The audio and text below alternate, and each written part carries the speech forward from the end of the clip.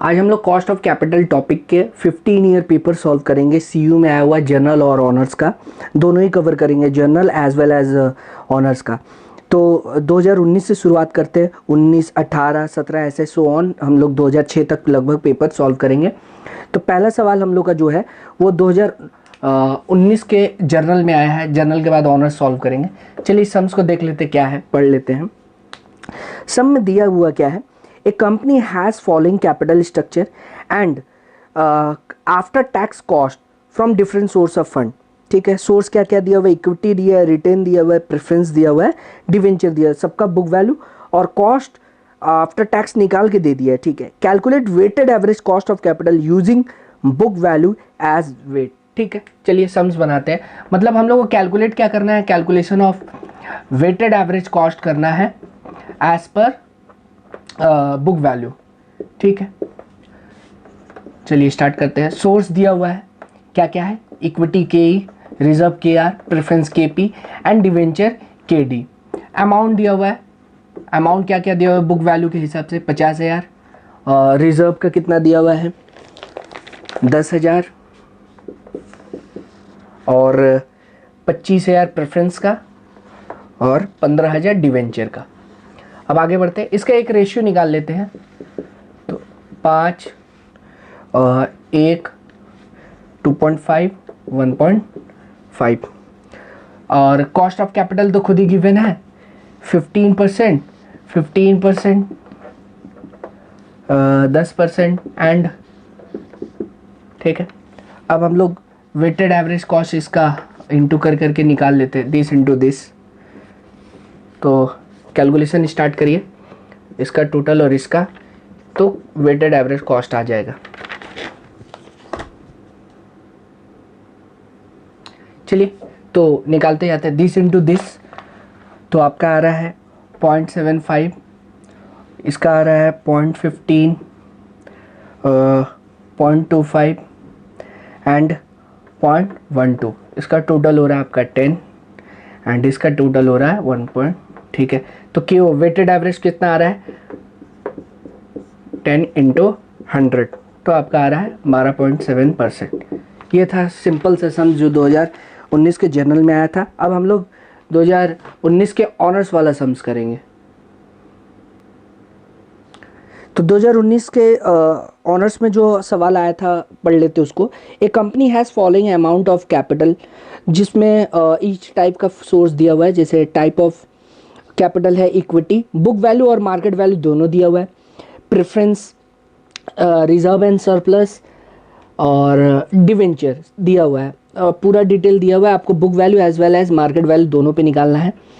फिर क्या बोल रहा है, the company expected dividend per share is 1.4 and dividend per share is expected to grow at the rate of 8% forever. Preference share are redeemable whereas debenture are redeemable after 6 year at par। अच्छा, corporate tax है 50%। You are required to compute weighted average cost using market value as weight. अच्छा, तो हम लोग को weighted average cost निकालना है इस बार मार्केट वैल्यू पे। ठीक है, चलिए तो पहले हम लोग सारा का कॉस्ट निकाल लेते हैं। सबसे पहले कि इक्विटी का निकाल लेते हैं। तो फॉर्मूला क्या था, फॉर्मूला वाला सारा टॉपिक आगे ही कवर हो चुका है। D1 मतलब होता है expected dividend, D1 expected dividend, PO means market price, और F मीन्स फ्लोटेशन कॉस्ट, कुछ भी हो तो G मतलब ग्रोथ। तो एक बार सब में देख लेते क्या क्या दिया हुआ है। एक्सपेक्टेड डिविडेंड दिया हुआ 1.4, और मार्केट प्राइस इस सब में कैसे निकलेगा, इक्विटी का book value as well as market value दोनों दे दिया है। तो मार्केट वैल्यू कितना दिया हुआ है, बुक वैल्यू दिया हुआ है 2.5 लाख एंड मार्केट वैल्यू दिया हुआ है 4.5 लाख। नंबर ऑफ शेयर कितना है 25,000। तो मार्केट वैल्यू कैसे निकलेगा, बस यहाँ पे देख लीजिए, आपका 4.5 लाख है मार्केट वैल्यू और नंबर ऑफ शेयर कितना है 25,000। तो इससे डिवाइड करके हम लोग आपका मार्केट प्राइस निकाल लेंगे। कितना आ रहा है एक बार देख लीजिए, 18 रुपये। तो मार्केट प्राइस ऐसे आ गया। हर सम में दिया रहता था, इसमें मार्केट वैल्यू दे दिया था, तो उससे हम लोग नंबर ऑफ शेयर से डिवाइड करके निकाल लिए। ठीक, ग्रोथ कितना दिया हुआ था? ग्रोथ दिया हुआ है इस सम में 8%। ये नहीं है तो 8% मतलब 0.08 बोल सकते हैं आप। अब इसको सॉल्व कर लेते हैं। 1.4/18 प्लस इंटू 100, तो आपका आ रहा है 15.78%। अच्छा, के ई और के आर सेम होता है, अगर फ्लोटेशन कॉस्ट होता है तभी अलग होता है, नहीं तो के ई और के आर सेम होता है। चलिए के आर भी मिल गया। अब के पी निकाल लेते हैं। के पी क्या है? के पी का फॉर्मूला रिडीमेबल है तो प्रेफरेंस डिविडेंड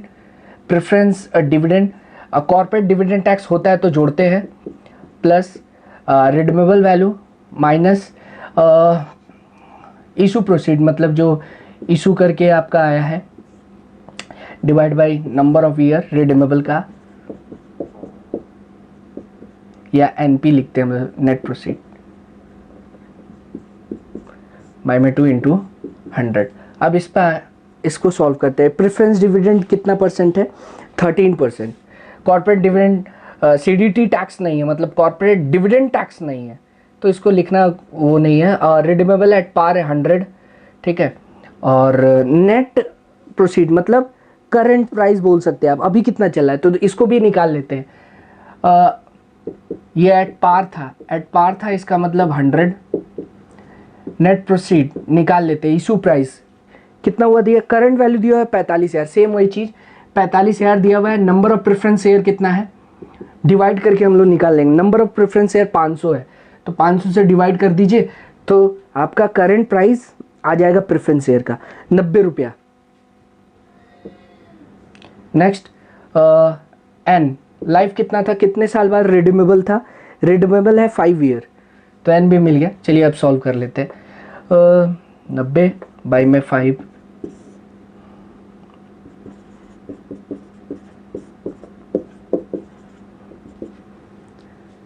तो ये आ रहा है आपका सॉल्व करके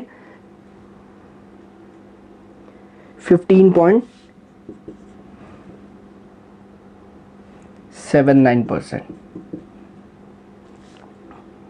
इतना कॉपी करिए, फिर हम लोग केडी निकालते हैं। केडी का फॉर्मूला क्या था? इंटरेस्ट 1 माइनस टैक्स, फिर redeemable value minus net proceed मतलब इशू प्राइस बाई में एन, ठीक है। अब इसको सॉल्व कर लेते हैं। इंटरेस्ट कितना दिया हुआ है? डिवेंचर का इंटरेस्ट था आपका 14%, और टैक्स कितना है 0.05, 50% है तो 0.05। रिडीमेबल एट पार था, और नेट प्रोसीड तो इसका भी उसी से निकाल लेंगे। करंट मार्केट वैल्यू कितना है? करंट मार्केट वैल्यू दिया है, मार्केट प्राइस 1,45,000, तो 1,45,000 और उसको डिवाइड कर दीजिए नंबर ऑफ डिवेंचर से। तो रिडीमेबल एट पार था तो 100, नेट प्रोसीड मतलब करंट प्राइस मार्केट वैल्यू से निकाल लिए। मार्केट वैल्यू दिया हुआ था इस सम में 1,45,000, अब 1,500 शेयर डिवेंचर है, तो डिवाइड करके नेट प्रोसीड आ गया आपका, ठीक है। 96.67 बाई में लाइफ दिया हुआ है 6। अब इसको पूरा सॉल्व कर लीजिए, तो इसका भी आ जाएगा। आ रहा है आपका 7 पहले पूरा देख लीजिए। 14, 1 माइनस 0.5 मतलब 5 इंटू करेंगे तो 7 प्लस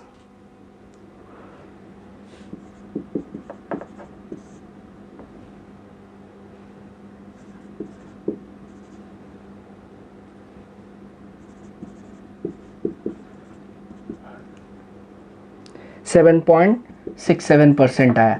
अब हम लोग के पास सारा चीज़ का कॉस्ट आ चुका है, बस अब वेटेड एवरेज कॉस्ट निकालना है। कॉपी कर लीजिए इसको।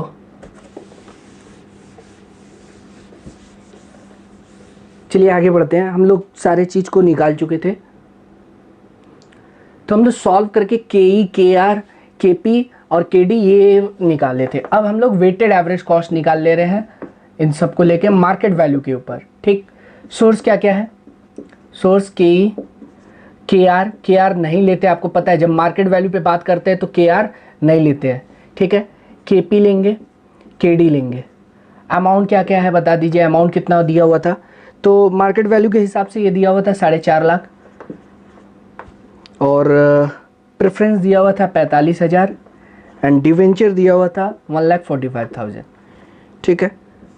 टोटल कितना हो रहा है? 6,40,000। रेशियो निकाल भी सकते हैं, नहीं तो फिर डायरेक्ट कॉस्ट ऑफ कैपिटल यहाँ लिख के 15.78%, 15.79% एंड 7.67%, ठीक है। इनटू करके कितना आ रहा है?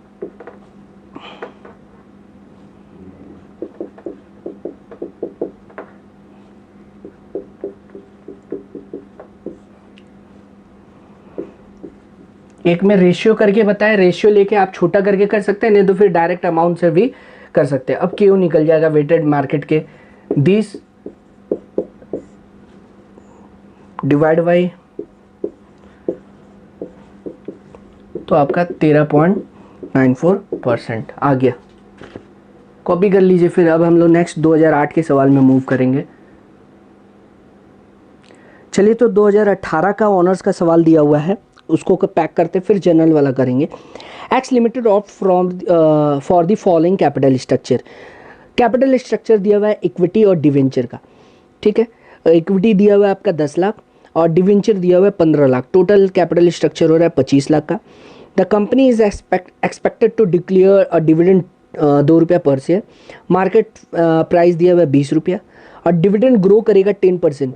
आपको बोलना है कंप्यूट दी वेटेड एवरेज कॉस्ट। इसमें ये नहीं बोला है कि मार्केट या बुक वैल्यू पे, तो दोनों पे निकाल लेते हैं, ठीक है। चलिए पहले के ही निकाल लेते हैं, फॉर्मूला सॉल्व लगा के, सॉल्व करके। के ई का फॉर्मूला था D1 यानी डिविडेंड। अब बार बार फॉर्मूला नहीं लिखेंगे, पीछे लिख चुके थे। डिविडेंड 2 रुपया है और मार्केट प्राइस 20.1 मैंने 10% यानी 0.10, तो आप इससे निकाल लेंगे 20% के डी। रिडीमेबल नहीं है, कुछ नहीं बोला हुआ है, रिडीमेबल वैल्यू कुछ नहीं दिया हुआ है, तो सिंपल सा फॉर्मूला है इंटरेस्ट 1 माइनस टैक्स, तो 1 माइनस टैक्स कितना 0.5, तो ये आपका आ गया 5%, ठीक है। तो वेटेड एवरेज कॉस्ट निकाल लेते हैं, मार्केट वैल्यू पे निकाल देते हैं, ठीक है। चलिए पहले के ई सोर्स, अमाउंट, रेशियो भी ले लें। तो के ई कितना था आपका अमाउंट? मार्केट में 20 रुपया चल रहा है, तो 20 रुपया चल रहा है, उसके हिसाब से इसका मतलब डबल हो जाएगा। जैसे अभी आपका नंबर ऑफ शेयर दिया हुआ है, नंबर ऑफ शेयर कितना दिया हुआ है 1 लाख, तो 1,10,000 रुपये ईच है बुक वैल्यू। अब 20 तो इसका मतलब डबल हो जाएगा, तो यानी ये 20 लाख होगा। और के डी का कोई मार्केट वैल्यूज नहीं दिया हुआ है, रिडीमेबल भी नहीं है, तो जो है वही आपका 15 है, 15, ठीक है। तो यही था। अब इसको रेशियो क्या, कॉस्ट ऑफ कैपिटल कितना आया था 20% और 5%। आपको पता है जब मार्केट वैल्यू पे निकालते हैं तो हम लोग के आर नहीं लेते, क्योंकि मार्केट वैल्यू में ही रिजर्व इंक्लूडेड होता है। अब सॉल्व कर लीजिएगा, आराम से निकल जाएगा आपका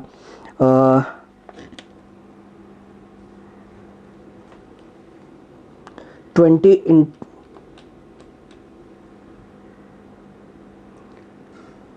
इंटू 20% 4 और 0.75, ठीक है। तो टोटल 7.75 एंड इसका 35, तो के ओ आपका मार्केट के हिसाब से निकल जाएगा, divide by 35 into 100। Book value वाला खुद से निकाल लीजिएगा, कुछ है ही नहीं, रिजर्व बस लीजिएगा, तो ये भी आपका आ जाएगा। चलिए अब नेक्स्ट सम में मूव करते हैं, जो 2018 का जर्नल वाला सम्स है, इसको कॉपी कर लीजिए। 2018 के जर्नल में जो सम्स आया वो है तो बहुत छोटा, लेकिन बहुत ही कॉन्सेप्ट वाइज इंपॉर्टेंट सम है। एक बार पढ़ लेते हैं। इसमें निकालना क्या है, 2 सम्स है अपने आप में। एक company share is currently quoted in the market at 20, मतलब मार्केट प्राइस दे दिया एक शेयर का 20 रुपया है currently. The company pay dividend 2 रुपया per share and investor expected to grow 5% per year. बोल रहा है कंपनी 2 रुपया एक्सपेक्टेड डिविडेंड दे दिया और 5% पे ग्रो होगा। Calculate cost of capital of the company and market price if the anticipated growth is 7%। अच्छा, पहले तो मार्केट प्राइस है वो निकालने बोला है कॉस्ट।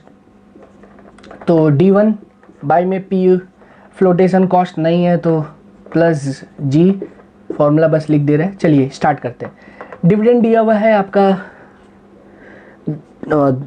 2 रुपया और मार्केट प्राइस कितना दिया हुआ, मार्केट प्राइस 20, फ्लोटेशन कॉस्ट नहीं है, प्लस ग्रोथ 0.05% है तो ये इंटू 100 तो आपका आ रहा है 15%।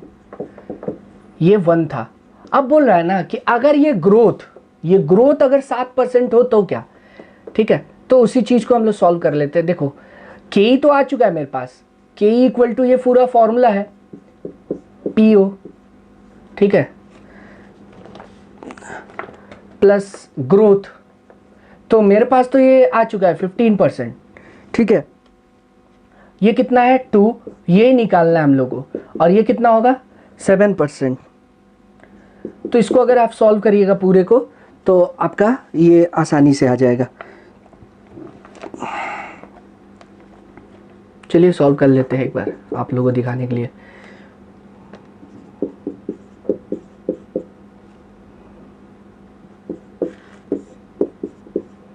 क्रॉस मल्टीप्लाई कर लीजिए।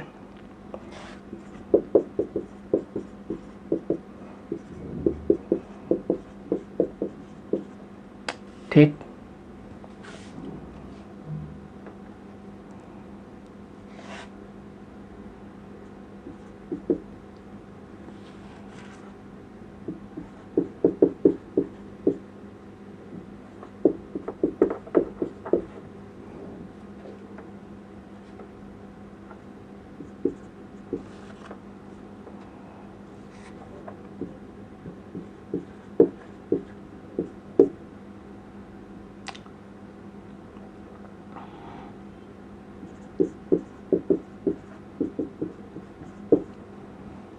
तो PO आपका आ रहा है 25। कॉपी कर लीजिए इसको, ये छोटा सा सवाल था, निकल गया।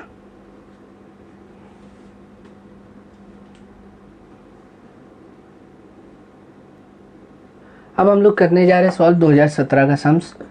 2017 के ऑनर्स में आया हुआ सवाल है ये। चलिए इसको कवर करते हैं, सम्स पढ़ते हैं।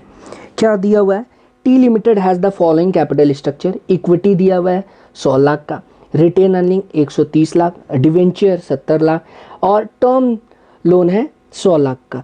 The market price per equity share is 25 रुपया।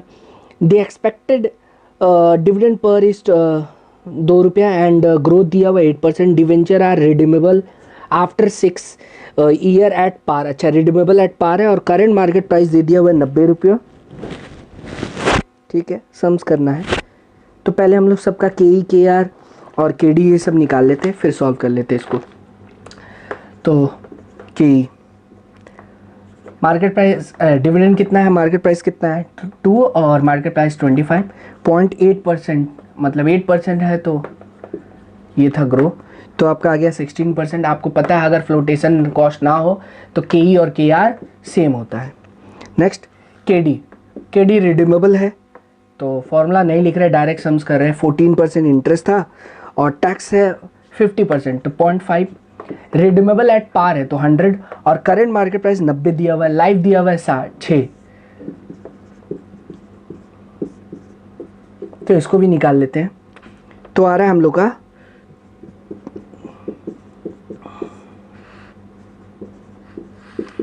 तो सॉल्व करके पूरा आ रहा है 19.12%, ठीक है। अब टर्म लोन कितना दिया हुआ है, टर्म लोन है आपका 16% तो खाली टैक्स 0.5 तो आ गया 8%। तो डिटेल निकल गया। अब हम लोग को कॉस्ट तो सबका निकल गया, अब वेटेड एवरेज कॉस्ट निकालना है। तो हम यहाँ पे सारा लिख लिए जो पीछे निकाले थे 16%, 16 और जो निकाले थे। अब बोला था वेटेड एवरेज कॉस्ट निकालने मार्केट वैल्यू पे, ठीक है। चलिए अब स्टेटमेंट जैसा बनाते हैं। सोर्स तो KR आपको पता है नहीं लेते मार्केट प्राइस में क्योंकि इक्विटी के दाम में ही रिजर्व रिफ्लेक्ट करता है। KD एंड KT अमाउंट कितना कितना है सबको मार्केट वैल्यू पे कन्वर्ट करना होगा। तो एक बार देख लेते हैं। 100 लाख जब फेस वैल्यू 10 था तब, अब तो 25 हो चुका है, मार्केट प्राइस से इंटू कर लेंगे तो ऑब्वियस सी बात है 100 लाख था, अब 25 से इंटू होगा कितना हो जाएगा 250। उसी तरह रिटेन अर्निंग तो लेना नहीं है, रिजर्व डिवेंचर 70 लाख डिवेंचर था, 70 लाख रुपया का डिवेंचर था, 70 है डिवेंचर, अब 90 हो गया तो 90 से इंटू कर लीजिए तो कितना आएगा 63। सर देख लीजिए अब आपका 70 डिवेंचर है ना, नंबर ऑफ डिवेंचर दिया हुआ है और 90 रुपया करंट है तो इसके हिसाब से 63 लाख आ रहा है, ठीक है वो लिख लिया।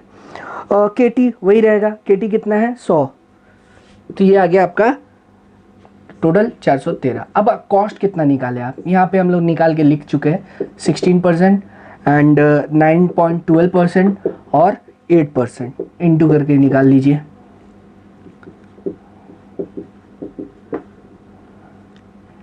एट तो कितना आ रहा है, अब KO निकल जाएगा आपका, तो 53.7456 हम पूरा ले लिए, राउंड नहीं किए, 413 इंटू 100 तो 13.3% आ रहा है। चलिए ये भी सम्स कवर हो गया। अब हम लोग 2017 में एक और जनरल सॉरी ऑनर्स में आया हुआ छोटा सा सवाल है, उसको भी कवर कर लेते हैं। इतना कॉपी करिए। नेक्स्ट सम्स 2017 में ही आया हुआ ऑनर्स में, चलिए उसको स्टार्ट करते हैं। छोटा सम्स है, Z limited issue 10,000 12% preference share of 100 each eight A premium of 10%, flotation cost 5% on issue, ध्यान से देखिएगा 5% ऑन इशू है, ठीक है, तो इसी को थोड़ा सा समझने का दरकार था। Preference share will be redeemable after 5 year, कितना पे 20% प्रीमियम पे, और टैक्स कितना है 30%, और इस सब में कॉर्पोरेट डिविडेंड टैक्स भी है 10%। तो आपको फॉर्मूला क्या था एक बार देख लीजिए, केपी का फॉर्मूला क्या था, debenture 1 plus CDT, corporate dividend tax होगा तो ऐड हो जाएगा, redeemable value minus net proceed by में N,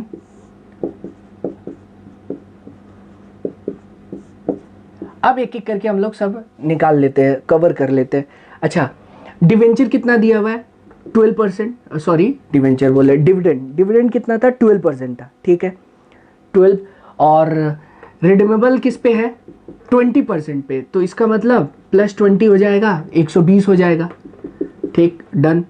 net proceed 100 plus premium कितना बोला है 10%, ठीक है, और बोला है 5% ऑफ इशू प्राइस बोल दिया ना, तो इसका मतलब इशू आप 110 पे कर रहे हैं तो 110 का 5% माइनस करेंगे, ठीक है, यही समझने का बात था। तो 5% ऑफ 110 माइनस करिएगा, फ्लोटेशन कॉस्ट होगा तभी आएगा। और एन कितना दिया हुआ है, लाइफ कितना दिया हुआ है एक बार देख लेते हैं, लाइफ दिया हुआ है 5 ईयर,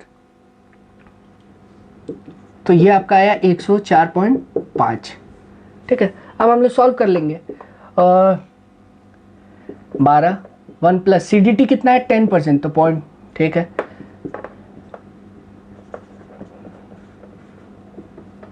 N था 5,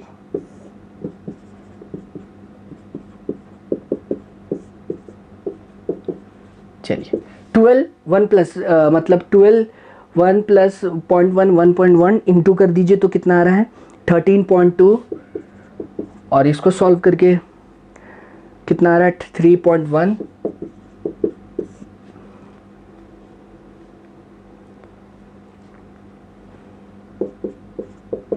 इंटू 100, तो आपका आ जाएगा आंसर, ठीक है, निकाल लीजिएगा आगे। यही कुछ होगा, एक बार चेक कर लीजिएगा। चलिए ठीक है, अब हम लोग नेक्स्ट सम्स में आते हैं 2016 वाले में। चलिए तो 2016 का ऑनर्स में आया हुआ जो सवाल है वो बनाते हैं, वेरी इंपॉर्टेंट सम्स है, बहुत अच्छा सवाल है। चलिए एक बार पढ़ लेते हैं। The capital structure of A company is given below, equity है 5 है, इक्विटी 100 रुपया करके 5 लाख का, 10% प्रेफरेंस शेयर 2000 100 रुपया करके 2 लाख, और डिवेंचर है 12% वाला 3 लाख का। It operating profit is 2,90,000, the market price of the share is 250 रुपया and the preference share is 125. Find the cost of each source of capital, assuming corporate tax is 30% and corporate dividend tax is 10%। अच्छा, इसमें KP सब आप आराम से निकाल लीजिएगा। जो झमेला है वो है इक्विटी के पॉइंट ऑफ में, माने इक्विटी जब निकालेंगे तो हम लोग क्या लेते हैं, हाँ हम लोग डिविडेंड खोजते हैं। इसमें डिविडेंड नहीं दिया हुआ है लेकिन ऑपरेटिंग प्रॉफिट दे दिया है। अगर ऑपरेटिंग प्रॉफिट दिया हुआ है तो उसके मदद से आप अर्निंग पर शेयर निकाल लेंगे, फिर वहाँ से अर्निंग पर शेयर के फॉर्मूला से फाइंड आउट कर सकते हैं हम लोग। चलिए ठीक है, ऑपरेटिंग प्रॉफिट बोले तो हम लोग लीवरेज में किए ये बात। Earning before interest and tax कितना दिया हुआ है, earning before interest and tax दिया हुआ है 2,90,000, डन। अच्छा, इंटरेस्ट कितना है, डिवेंचर वाला इंटरेस्ट देख लीजिए 12% है, तो 12% डिवेंचर का निकाल लीजिए कितना आ रहा है, 36,000। ठीक है, कितना था डिवेंचर, 3 लाख का 12%, तो ये आया। ठीक है, ये माइनस करके आपका प्रॉफिट बिफोर टैक्स आ जाएगा 2,54,000 माइनस करके आ रहा है। फिर टैक्स माइनस कर लीजिए, टैक्स कितना है, कितना रेट था, 50% का 30% रेट से है, तो 30% रेट से टैक्स निकालिए,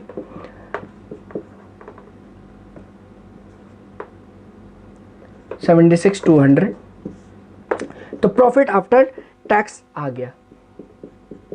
ठीक है, प्रॉफिट आफ्टर टैक्स आ गया तो प्रेफरेंस डिविडेंड बांट दीजिए, तो profit available for equity share holder आ जाएगा। तो प्रेफरेंस डिविडेंड कितना है, 10% है, तो 2 लाख का 10% कितना होता है, अच्छा प्रेफरेंस डिविडेंड कितना होगा, 2 लाख का 10%। ठीक है, ये प्लस आपको तो 10% सीडीटी भी देना है, तो उस जो भी ये आएगा 20,000 उसके ऊपर कितना आएगा, हाँ 20,000 का आपको एक्स्ट्रा 10% देना होगा। 10% वो है सीडीटी, ध्यान रखिएगा। इस सब में क्या है, प्रेफरेंस डिविडेंड तो है ही लेकिन सीडीटी भी देना है, तो वो तो बढ़ जाएगा ना, डिविडेंड 22,000 हो जाएगा। ठीक है, ये कॉस्ट। अब आपका आ गया profit available for equity share holder, minus करके निकाल लीजिए कितना आ रहा है। ठीक है, नंबर ऑफ इक्विटी शेयर कितना है, 5,000, उससे डिवाइड कर दिए तो हम लोग का अर्निंग पर शेयर आ जाएगा 31 रुपया। ठीक है, तो केई का एक और फॉर्मूला अर्निंग पर शेयर के हिसाब से, earning per share EPS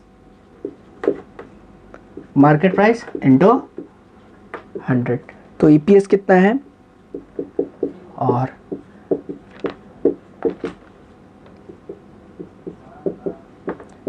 percent आ गया।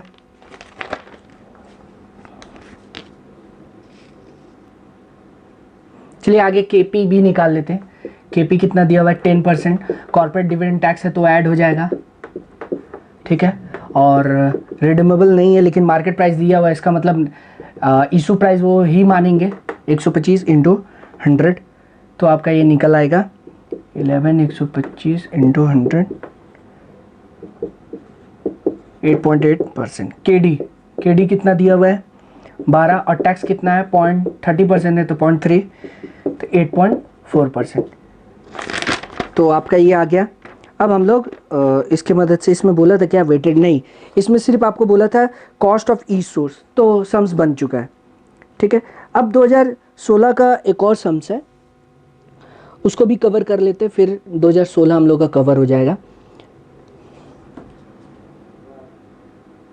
चलिए 2016 का नेक्स्ट सम्स करते हैं, क्या है इस सम में एक बार पढ़ लेते हैं। The equity share of A company is currently that is at the end of 2015 selling in the market 300 रुपया और फेस वैल्यू दिया हुआ 100 each. It is known that the company has paid dividend of ₹30 in 2014. अच्छा, हम लोग 2015 का and का बात कर रहे हैं और पिछले साल का दिया हुआ dividend, and it has a growth rate 4% per year, find out. ठीक है, फॉर्मूला आपको याद है केई का क्या था, D1 मतलब होता है एक्सपेक्टेड डिविडेंड, तो आपको इस बार का डिविडेंड दिया हुआ है लास्ट ईयर का, तो उसका मतलब 4% तो ग्रो हो रहा है ना, तो इसका मतलब 30 का 4% और ऐड हो जाएगा। ठीक है, market price plus growth into 100, flotation cost नहीं है इसलिए हम लिखे नहीं, लीजिए लिख दे रहे। चलिए, तो डिविडेंड आपका हो गया आपका 31.2 और मार्केट प्राइस कितना दिया हुआ है, मार्केट प्राइस करेंटली है 300 रुपया, ठीक है 300, ठीक है चलिए सॉल्व कर लेते हैं। 31.2 डिवाइड बाई 300 प्लस 4% था इंटू 100, तो आपका कितना परसेंट आ रहा है 14.4%, ये भी सॉल्व हो गया।